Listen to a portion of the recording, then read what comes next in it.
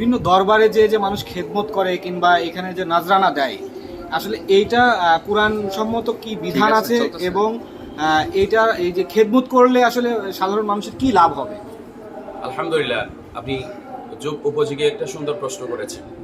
ওলিদের দরবারে মানুষ যায় এবং কেন নাজরানা দেয়?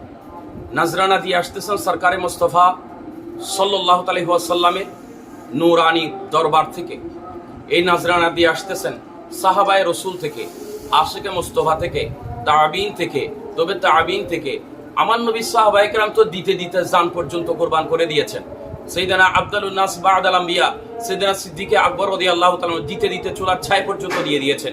যুগে যুগে আল্লাহর ওলির দরবারে দিয়ে আসতেছেন, কারণ আল্লাহর ওলির দরবারে যদি দে সেটার প্রতিদান উত্তমভাবে দান করেন আল্লাহ।